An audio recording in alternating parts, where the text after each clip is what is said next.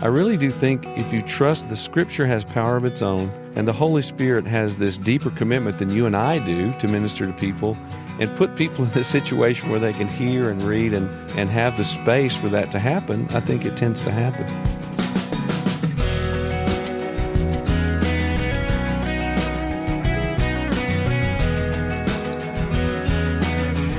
Author and singer Michael Card will be our guest today on First Person. Welcome. I'm Wayne Shepherd. Michael has had a musical career that has spanned more than 30 years, recording over 31 albums.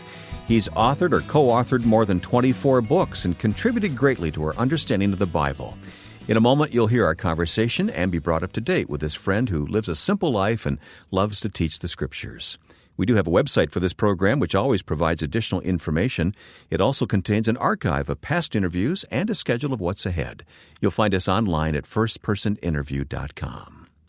Michael Card has been a friend for many years and has been on this program before, but it's been a while, and it's time to catch up with what God is doing through this man's life. For a number of years, we, along with producer Joe Carlson, met regularly for a radio program called In the Studio. So I went back to the studio to visit with Michael, and we visited about family and kids, and I saw his new granddaughter, and then we sat down to talk. So it's the strangest thing I don't know if other people have this, I won't call it a disease, but I've never really been comfortable in my skin in terms of my age. I've always felt older than I am. Well, now that I'm really getting older, you know what my brother said, my brother's always said, you were 65 when you were born. So I've always been this little old man. Now I'm actually becoming a little old man. What was the play about the man who gets born Benjamin something? Yeah. Benjamin Button. Yeah. That's Michael Card. Yeah, I don't know. It's a weird thing, but I am. We're looking at eventually. We're trying to sell our house. That was this dream home we built together, and the house on the hill. Homeschool the kids. Yeah, this house and this studio will be part of it. So we're looking for somebody with a big bag of money who'll swoop down and buy all this. And, maybe they're listening right now. Who knows? Right. Yeah, if you need a house and a studio and an office, in beautiful Tennessee, in the most beautiful place in Middle Tennessee you can possibly imagine, and we want to move into a smaller house and do the next try to do the next stage well. Yeah. Of course, none of us know what's ahead, but the Lord's good regardless. Yeah, He is. I don't worry about. I can't be in the future anyway, so I'm not going to worry about that. But He's been so faithful. I look back on all the energy I've wasted about worrying about things, and nothing of that has happened. Creatively, what's going on with you these days? Well, I'm writing. You're the first person I'm going to tell this to. I wasn't going to tell this. I thought you tell me maybe this is stupid and you can cut it out. But I'm writing my last 10-song record. That really? Yeah, that vehicle of a 10 songs that has been my vehicle for 35 years. The vehicle really almost doesn't exist anymore. So I'm writing an album on the Gospel of John, and I think I know I'll keep writing songs, but I think what it's going to look like is maybe 3 or 4 a year and give them away. I mean that's you might as well just give them away now anyway. So the landscape has really changed. The music business from when I started in it has really, really changed. So I think that's what I'm going to do. So I'm writing John now. I've finished the little book on John. So I've done all the Gospels. That's going to be a great to hold those 4 books. So you've circled back on John, actually. I've written a book 20 years ago on John. But Parable of Joy. But this is in terms of the biblical imagination business. So, and that book is done and handed in. The sweet people at InterVarsity are editing that, and they've been so supportive and encouraging to me. So, yeah. And the 4 videos are done from the Holy Land on John. So that 7 or 8 year project is done, and that feels really good, Wayne. I mean, I did the Gospels. I got through the Gospels. Yeah. What's different today as opposed to those 30 years ago as you write music? Do you approach it differently? Yeah, it's completely turned around, and you can express the difference lots of ways. From a financial point, which I think is most interesting, it used to be we would break even or lose money touring.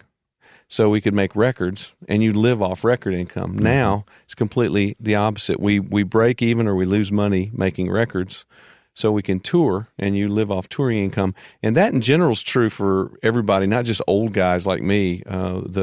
That financial basis that used to come from selling records with iTunes and everything changes. That's changed a lot. Yeah. For songwriters, it's definitely publishing and protection of intellectual properties and those kind of things. That's all changed. Well, the music's always been there for you, but the writing and the biblical scholarship has come along all these years as well.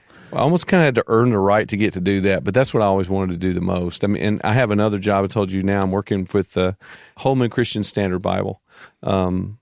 And that's been wonderful. I'm learning so much. I'm working through that translation now. Your mentor, Bill Lane, was always involved in Bible translation and production. He did the NIV. Yeah. And he did Hebrews and Mark, I think, for NIV. Yeah, and I was his student when all that was happening. So we used to go to Nashville. They I don't know if you remember that, but they released the NIV a book at a time.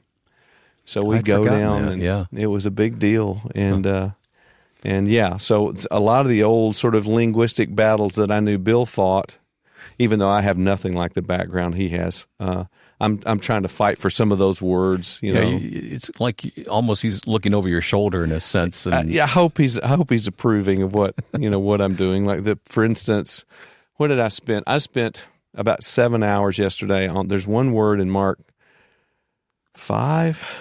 Anyway, it's a word when the disciples they pull the boat up. So it's the word for that, and it's the only time I think it occurs in the New Testament, and nobody knows what to do with it. So HCSB says they beached the boat. Well, I don't think that's right. Other people say they moored the boat, or they anchored the boat, or they tied up the boat. Nobody really knows what this word means. But so I spent a whole day reading articles on docks, on the ancient docks in the Sea of Galilee. You really get into that. It was, which about 0.5% of people really care about those things. But for me, it was a great day. Well, I can remember sitting in this studio, and you would come up with little tidbits like that would just be fascinating as we did radio so many years ago. Well, it's fascinating to me. So I think there are people who are interested in that sort of thing. And today I'm working on the passage where Jesus, the Syrophoenician woman, Jesus says, it's not right to take the bread and throw it to the dogs. Well, that word for dog, and this was one of Bill's fights, it's a diminutive word. It's little dog. It's lap dogs or house dogs. I would love to say puppies, but you can't do puppies. You can't say puppies. Here's one of my new sort of theological categories. If people say, "What's your justification?" For to translate this word puppy, I said, "Well, my justification is I really want it to be this way," which is not a very academic. Yeah, you better not take that to heaven someday and talk that over with Bill. That he may not approve. What's your justification for this translation? My justification is I really want it to be this way. Which honestly is, if a lot of scholars were more honest, they would say that. There's no real justification. Yeah. But anyway, so like today, I'm writing out. I'm kind of campaigning at least to have the idea of little dogs. Jesus is not calling the woman a dog, right? Yeah. So, and that's what Bill wanted to fight for. And then just one more thing: you are traveling. You mentioned going to England, and I know you're in Asia quite often these days. And of course, Israel. I want to talk about that in a few moments. I got a bigger crowd in Hong Kong than I do in Nashville. So what do you mean by that? Thing. I mean, more people will come to a concert in Hong Kong for me than in Nashville. How do you explain that? Taste? I don't know. The good taste of the people in Nashville. I don't know. Probably the last one that can explain it. Huh? I think I maybe fretted about that for a while, but again, you get older, and I'm not going to be able to figure that out. Yeah. I'm thankful. I tell people one of the things I hear most often now is, "You're my mother's favorite musician." Okay. When I first heard that, started hearing that maybe 10, 15 years ago, I didn't like that. But now I'm glad to be anybody's favorite musician. So. Well, stop and think about it. When you started out 30 years ago, if you were to have someone say to you that the fastest growing church in the world would be the church in China, we would have scoffed at that. No, in 85, I was in China. I was in Beijing, and it was Mao suits. Everyone had Mao suits, and Beijing was this gray city. I was there last year, and there was a Bentley dealership on the ground floor of the hotel I was in. Yeah, and who would have thought, that the center for the population of the Christian world is now in China? Yeah. I think there are more Christians in China than there are people in America. So, and again, there would have been a time where, as an American, I would have, not liked that. But now, again, you get older, I'm just glad to see the church flourish anywhere. And I'm especially thankful for the burden that's been laid on the Chinese church. They call it the Back to Jerusalem movement, that they're going to evangelize the Middle East. That's awesome. Yeah. Awesome. They're going to do it too. Well, there's more ahead. We'll continue today's conversation with my friend Michael Card here on First Person. Stay tuned. Next week will be our Easter program, and we've invited a recent guest to rejoin us for a conversation about the resurrection of Jesus Christ. Nabil Qureshi, a convert from Islam and the author of Seeking Allah, Finding Jesus, investigated the evidence for the resurrection, a key issue in his conversion. It will be an encouraging interview that will strengthen your faith in the risen Lord. Join us for First Person.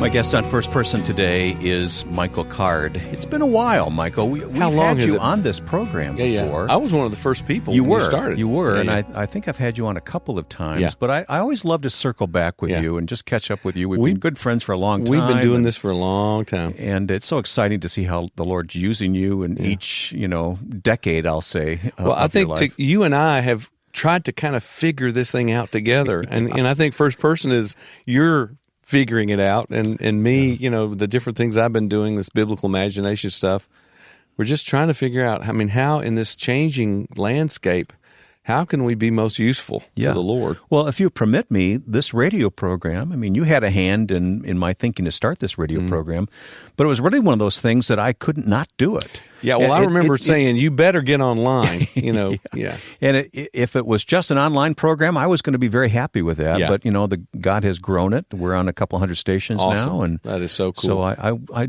I just love coming back at this place, the Mole Inn studio. Yeah. I don't know how long you'll hang on to it, but here we are where so many good things have happened through the years. God has really met us here, hasn't he? Yeah, and in spite of we're both very fragile, foolish men. I think I could speak. I think I could speak for you. Yeah, you know me. and nonetheless, and again, I think the older you get, the more this dawns on you. You're just so amazed that I think He has used what we've done. So, I want to talk specifically about Israel. Yeah, sure. And now you go to Israel. Is it primarily for Day of Discovery? Not anymore. I did for 4 or 5 years. Okay. We'd go every year and do a program. And when we were there, the cool thing about doing video like that is you stay at locations for a long time. So we'd be in Capernaum, all afternoon, teaching numerous times, year after year. And while we were setting up shots and talking about things, I would see tour groups coming and going. And I didn't like the way any of them were going. They were rushing people through, or people, back on the bus now. Right. You got 10 minutes to look at Capernaum, right? Yeah, in my opinion, the most important place in Galilee. That's not the Michael Card way. No, it's not my way. So I kept, the more I kept going, I thought, what would it be like? First of all, to have a course of study before you go. Kind of, I call it the know before you go. And then once you got there, to have a guide that was sensitive in terms of the imagination and engaging with this, letting the location speak to you, and have a small group of people so you could have community and all those things. And so we basically parlayed that into it's just another part of this biblical imagination conference thing. It's for the most serious people. If you really want to go kind of all in, we go to Israel for 10 days. You study before you go. There's about 160 or 70 pages worth of stuff on the different sites. And we just keep the group small. The group's 30 people. At one point, we leave people out in the middle of the Judean wilderness, for an afternoon, and let them. In the desert, but we go in the winter, so that's a good thing. You couldn't survive if you did it in the summer. No. And I've only done it 2 years, but and the first year was great, and the second year was significantly better. Take me to one or two of those places. I mean, this is radio. This is theater of the mind. So we can transport ourselves there right now, can't we? Well, absolutely. And like I said before, as far as I'm concerned, the most significant spot in all of Israel is Capernaum. Spiritually, I go to Jerusalem and I just don't feel a ripple. It's so covered up and so full, and so there's so much animosity. But is it commercialized? It's been a number of years since I've been there. Is it commercialized since Constantine? But it's even worse now. Yeah. So, and again, I'm not poo-pooing Israel. I mean, Jerusalem. It's great to go to Jerusalem and see the Garden of Gethsemane and get an idea. Everybody's got to do that. Absolutely. Yeah. So this is where this happened. This is where that happened.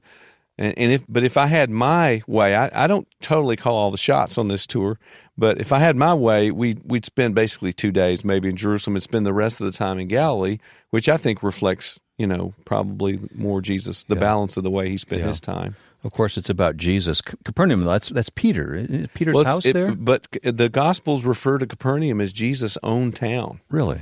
Yeah, once he gets kicked out of the synagogue in Nazareth, I don't think he ever goes back. Okay. So he lives with Peter, and they come and go. The bulk of Jesus' ministry is Galilean ministry, right? And the bulk of that time they're coming. You see them coming and going from Capernaum. Okay, so put us in Peter's house. What's that like? What do you talk about while you're standing there? And I've studied this pretty hard. As much as we are certain about any spot. Right, we're not sure about the Church of the Holy Sepulchre. Right, there are all kinds of fights and arguments about that. Gethsemane is Gethsemane, but we don't know exactly what spot in Gethsemane. Those things happen. So as much as we know any spot, Peter's house is Peter's house. There was a chapel and a church built over it very early on, and Capernaum is right alongside the way of the sea, the Via Maris, which was the most important, the oldest road in the world. And to walk down from that road and then to come into Capernaum and see that's the lake, the contours of those hills, those were his hill, And if I'm going to walk out and kind of to the hills and pray at night, you can see, well, that's probably where he was, and that sort of thing. And so I think Capernaum and Peter's house in particular, and interesting, they built another church on top of it. There's still a church on top of it. Yeah. Looks like a big flying saucer. I was going to say, it looks like it's on stilts. Yeah. The pictures that I've seen. But interesting to me that was the in the early 2nd century, 3rd century, that was someone's idea. We need to make a church out of this place. And now again, it hadn't been there that long. They built another church on top of it. So that's the biblical use of the imagination, to put yourself in those places and then look at that landscape and do what? And look at specific passages. For example, in Matthew, when Jesus and Peter come back home, and this is their last time to be there before they leave for Jerusalem, and never coming back. Don't think ever coming back to Peter's house. Jesus comes back to Galilee after the resurrection, and the ministry, the popularity of Jesus' ministry is kind of eroded. Right at the end, you sort of get the feel of the flow of the ministry from Matthew. Nobody's there for them. There's not a huge crowd. No crowds now. Like there's always a huge crowd. Well, there's not a huge crowd. In fact, the only people that tend to seem to be there are 2 temple tax collectors, and there's this thing: doesn't your master pay the temple tax? And he's not supposed to. It's an insult that they're even asking, which also shows that the ministry is kind of eroding a little bit. And Peter says, well, of course he does, because Peter's used to saying yes to these people. But he sticks his head in the door.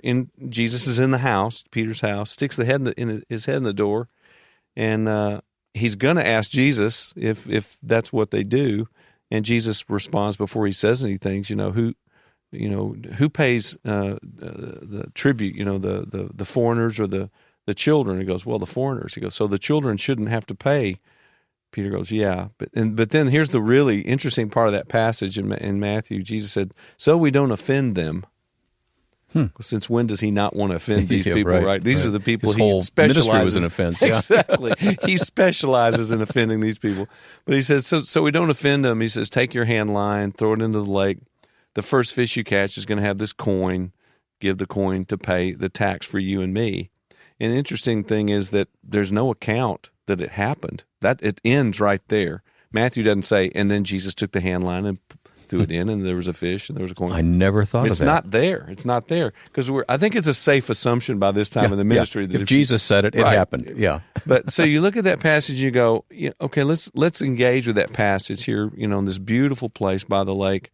What's Jesus doing? And I think that may be one of my favorite miracles of Jesus, because what he's doing, he's using his, this incredible power that he never uses for himself, right? He feeds the thousands, but he won't feed himself, right? He doesn't do that.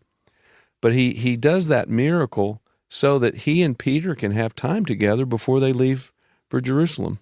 I mean, if I think about that long enough, I'll tear up, because you think of their relationship, of their friendship. I mean, Jesus is apparently living in his house, and the ministry is eroding. And he has told them what's waiting for him in Jerusalem, although I think it's up for grabs whether Peter has any really clue what's going to happen there.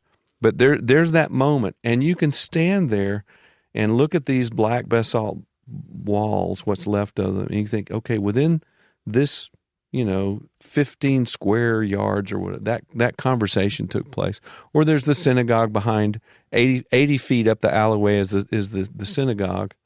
All the things that happened there, the demoniac and all that kind of thing, that all happened there in Capernaum. So it's amazing. But the other thing I say about this trip is we're not there to collect chill bumps, right? This isn't just for chill bump collecting. This is, and we're not just collecting facts, and we're not just taking pictures. We really are there to give people time to let them realize things on their own. This really did happen. On this lake, that lake. There was a storm on that lake. They almost died. Okay, Jesus almost died on that lake, right? Those kinds of things, those kinds of realizations. And it really does, it just does change people. But while we're there, we'll see these groups, 200-300 people, getting pushed through, here's the Church of the Beatitudes, or here's whatever. Take the time and examine the Scriptures, savor the place, and really soak it in, and trust the Holy Spirit. I mean, I think you understand. Your ministry has been about this too. I really do think if you trust that the Scripture has power of its own, and the Holy Spirit has this deeper commitment than you and I do to minister to people and put people in this situation where they can hear and read and have the space for that to happen, I think it tends to happen. I guess it's the sign of good friends when you can be apart for a long time and sit down and pick right up where you left off. I appreciate Michael Card taking the time to sit and talk and share his life with us today.